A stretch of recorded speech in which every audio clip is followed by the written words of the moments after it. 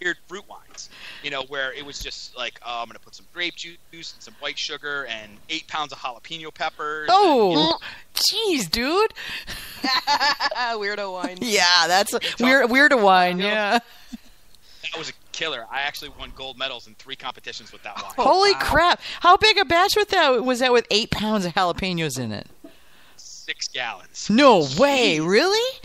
6 gallons, yeah. Dude, you're brave. So, yeah, and it ended up being a dessert wine, and I mean, it was ridiculous. It was drinkable. That's the thing. Is that was the first time I had worked with hot peppers, and I've done a bunch of pepper mead since, and that one is still kind of my template. Like, it has to be hot and sweet.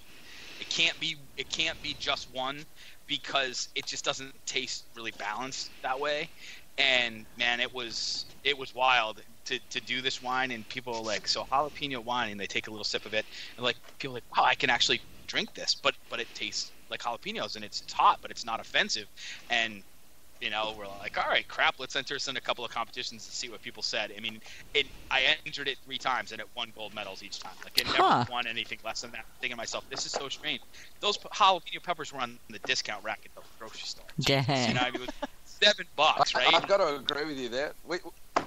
We've just had a wine show over here that I help run every year, and there was a Shiraz jalapeno hybrid in there, and it was pretty damn fantastic. Yeah. A bit hot for my liking, but pretty damn fantastic. Yeah, and I've judged a number of beer competitions and certainly in mead competitions as well. You get spicy stuff, and I think for me the comments on the spicy ones have always been, if you've hit that right balance, like, this is the stuff right here. This is, let the person know that you struck a balance on that, hoping that they know how. Hoping that they know how they did it, because it's not so easy to do, because you got to do it with taste. You throw hot peppers in an alcohol solution, you immediately start getting, the capsaicin leached out of it, and if you don't watch it, you've gone past where you want to go. You may not be able to recover it if you don't have something to blend it with, or, so I tell people all the time, be really careful with it, but if you sit there every couple of days, take a small, taste of it, and as soon as it tastes right, get it off the hot peppers, because that's, as far as you want to go with it. So I that was just a kind of the start of a lot of weird stuff that I tried, and once I got into the mead world, I don't make as much fruit wine, and I don't really make much table wine anymore, just because mead's really kind of been where I've spent my time. But all of that experience is clearly behind what's here. I have friends who got into mead from beer and never made any wine or any cider previously, and they're always looking at me like, how do you do this? And I have other friends reminding them, he was a winemaker for years before he did this. Like, this is he knows how to make other stuff. So, and it's just the palate, having that expansive palate to know what it can be. Because if you only know how to make beer and you don't really drink wine, or you're not really big into spirits or anything, you have you've got a good palate, supposedly, hopefully, if you drink good beer. But it's calibrated differently. Yeah, exactly. And I mean, I drink all over the place, and made all kinds of stuff. And yeah, I'm equal opportunity. It's got alcohol. I'll try it. and being a certified judge, I'm obliged to take at least one sip of it every single.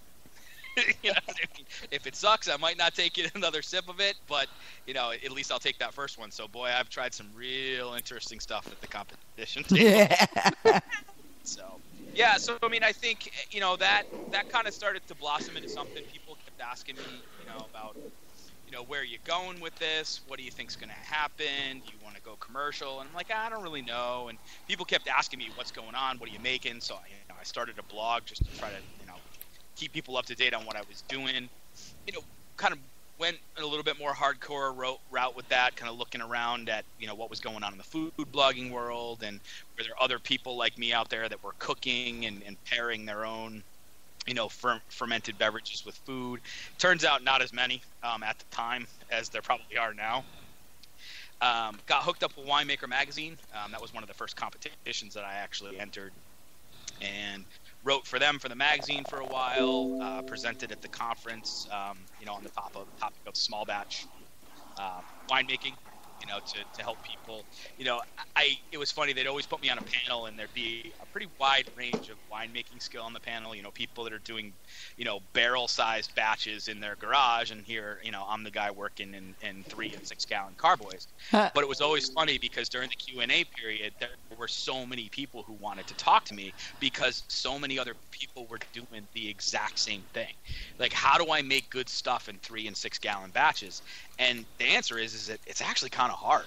Yeah. Because you don't have a lot of material to work with. You're working really hard for every ounce that you get because you're working in a much smaller batch.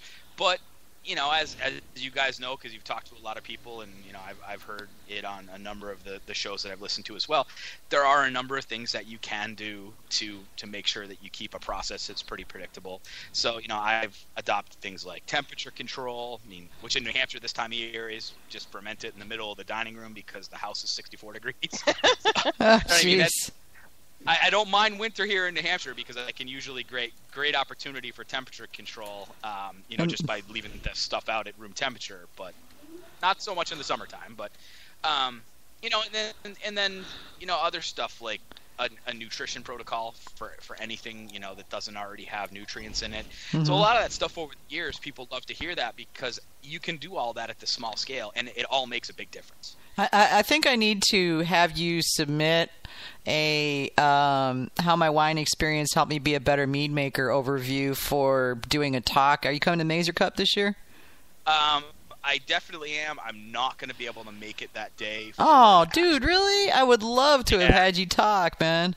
I had already gotten my trip planned, and with time off and work and everything like that, I'd already put all that in, and I took a look, and I'm like, God damn it, I can't do that. So, oh man. But it won't be my last time at the Mazer Cup, that's for sure. Last year was my first year, so definitely this one, I'll be there this year, and it won't be my last year because it's definitely a great event. Well, this won't be the last year for the AMMA conference either, so.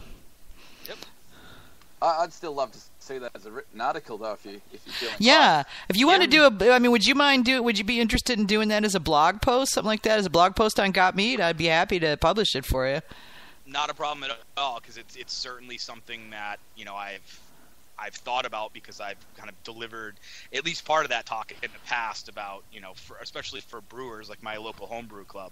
I've said to people so many times that, I got better at making beer when I spent more time making wine because I needed to control a lot of variables. And I was sort of, the Han Solo with the brewing early on. I didn't really care, shoot first, ask questions later. And stuff wasn't as good as I wanted it to be. Yeah. And once I realized with wine, you got to be careful because you can end up with a lot of vinegar if you don't pay attention to it. Yeah, you really can. And it's not hard to do either. No, having done it is not hard to do at all. And that's a real disappointing day when you pull a sample and you realize, oh, great, I have a 6 gallon carboy of red wine vinegar. This is just fantastic. How many friends do I have again? Yeah, really. Yeah. It's Christmas coming because these perfect gifts. It's like having too many zucchini. You have to sneak up and leave a bottle on their doorstep and then run away really fast, Yeah. But yeah. I've been trying to get mine to go to vinegar and they refuse. Jeez. Well, are you actually serious? You've tried and it just doesn't work? Well, I've tried a couple of times with apple cider, and I got it to work one year, and the next year it just went funky on me. Now, did you actually add a vinegar mother or? Nope. I let it go au naturel, and it worked fine the first time. And I actually put some of the stuff from the first time in, and it didn't work the second time. So I'm not sure exactly about my local flora and fauna and my procedures. So. Certainly Acetobacter is ambient and it's pretty much everywhere. But if you think about the number of especially home brewers who, especially mixed fermentations, fermenting all kinds of stuff, who never have that problem, it's ambient, but it's not as ambient as you might think it is, depending especially on where you live. We've done vinegar with excess wine. We've had wine that started kind of tasting a little acidic, or it was just overly acidic, and we're like, all right, pour it into mason jars and go get Bragg's vinegar from the grocery store that has you shake it up, it's got the mother in it. Got the mother in it. Yep. I like Bragg's, vinegar out of it. And the cider vinegar has always been the best too. I don't know. Oh yeah, isn't it just? Yeah. Actually, it's one of the things I do when I've got when I've already pressed the apples. If I don't feel the need to dry them out for the bunny, I take the shreds and I add a little bit of sugar to it and reconstitute it with water and use that for my cider vinegar.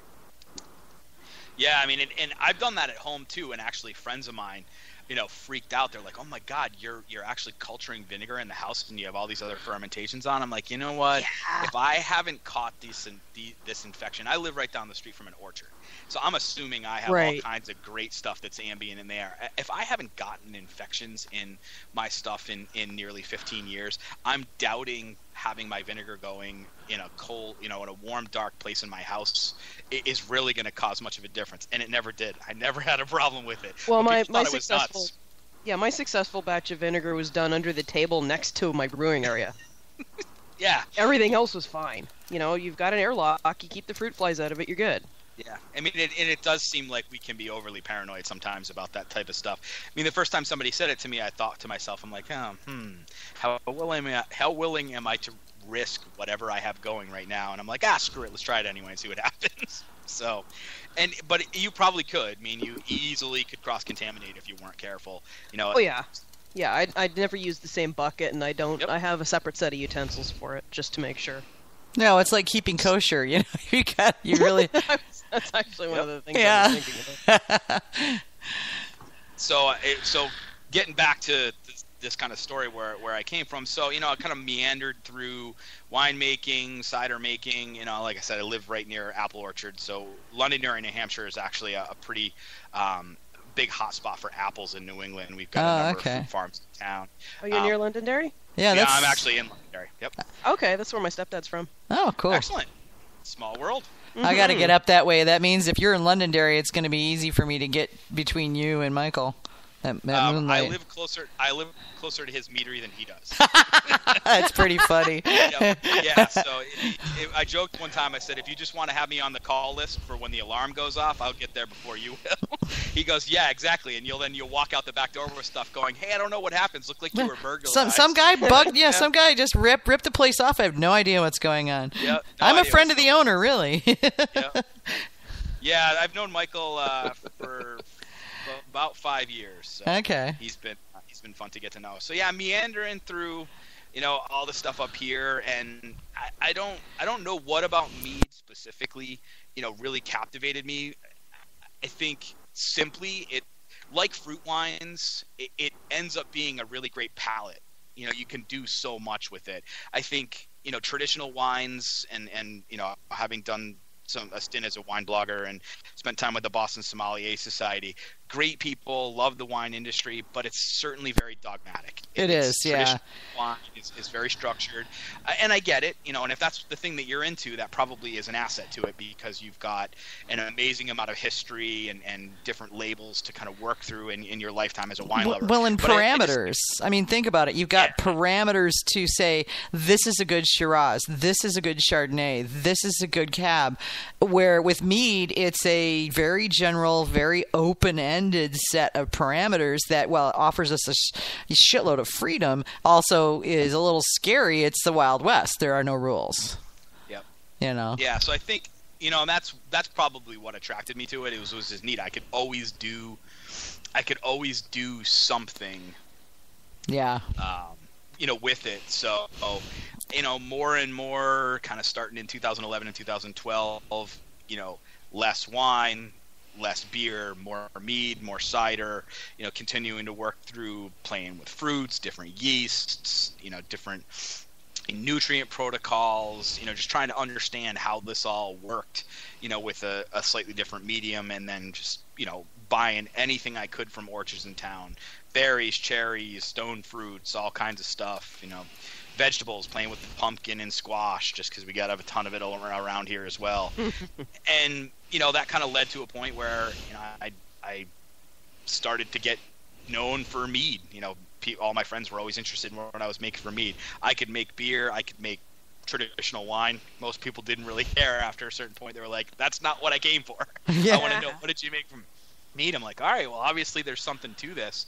And then, Moonlight pops up here in 2010. I really got wind of it in 2011. The brew club that I'm in locally, Michael's been a longtime member there, so I met him, and that's when I really started to get a feel for what was going on as far as the meat industry goes, because there's certainly been a big wave since 2010 of openings of meat